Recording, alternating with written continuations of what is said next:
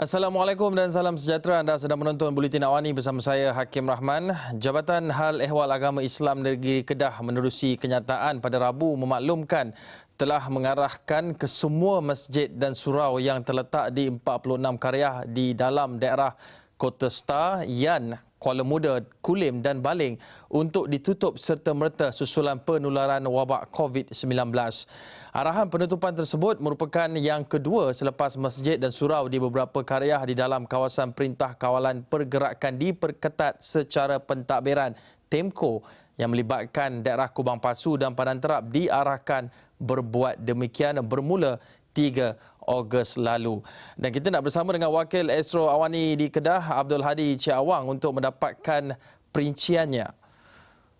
Abdul Hadi, apa butiran perincian penutupan masjid di 46 qaryah ini? Berapakah jumlah keseluruhan masjid ataupun surau yang ditutup? Terima kasih Hakim. Kewangan dan seperti dimaklumkan 46 qaryah telah ditutup, masjid dan surau di 46 qaryah di 5 daerah terbaru. Ianya merupakan penutupan kedua selepas penutupan pertama dibuat di daerah Kubang Pasu dan juga Padang Terap, yang mana kedua-dua daerah terbabit, 4 mukim di kedua-dua daerah terbabit diwartakan ataupun dikenal pasti sebagai kawasan Perintah Kawalan Pergerakan diperketat secara mentadbiran ataupun lebih dikenali sebagai TEMCO.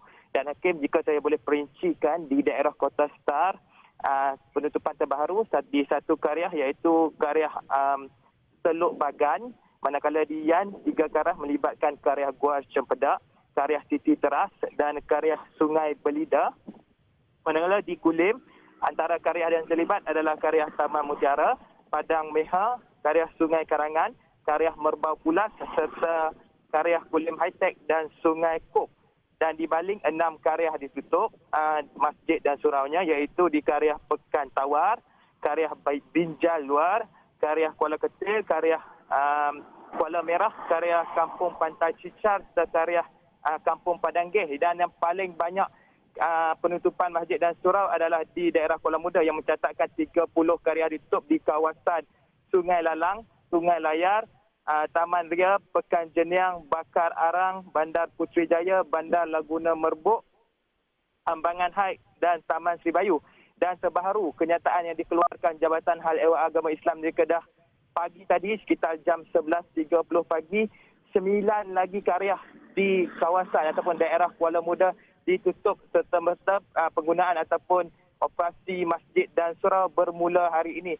Jika semalam 46 qaryah ditutup, hari ini campur lagi 9, keseluruhan 55 qaryah baharu yang ditutup operasi masjid dan surau di negeri Kedah. Dan susulan itu, hasil penutupan terbabit, kebenaran solat Jumaat tidak dibenarkan di kesemua masjid dan hanya digantikan dengan solat fardu zuhur, dan solat fardu zuhur ataupun solat berjemaah di masjid-masjid berkenaan hanya akan melibatkan 3 individu saja, membabitkan jawatan kuasa masjid, imam dan juga bilal.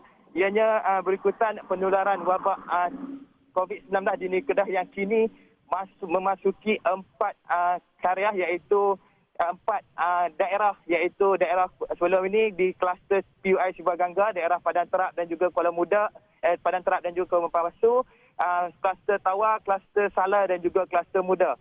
Dan sudah semestinya aktiviti keagamaan di masjid seperti majlis ilmu, kuliah-kuliah agama serta sesi bacaan Yasin juga tidak dibenarkan diadakan di ke-55 masjid yang berada di ke-55 daerah ataupun qaryah itu. Dan majlis akad nikah serta solat jenazah juga tidak dibenarkan diadakan di masjid-masjid berkenaan.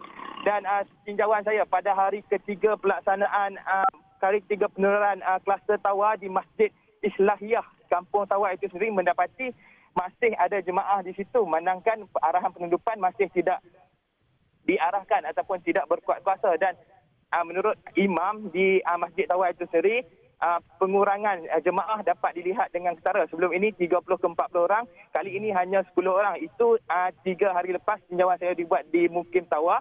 Dan operasi di 2 daerah yang awal sekali ditutup operasi masjid, iaitu daerah Kubang Pasu dan juga daerah Padang Terap, pastinya tidak ada pelanggaran arahan untuk memasuki kawasan masjid daripada mana-mana jemaah, Hakim.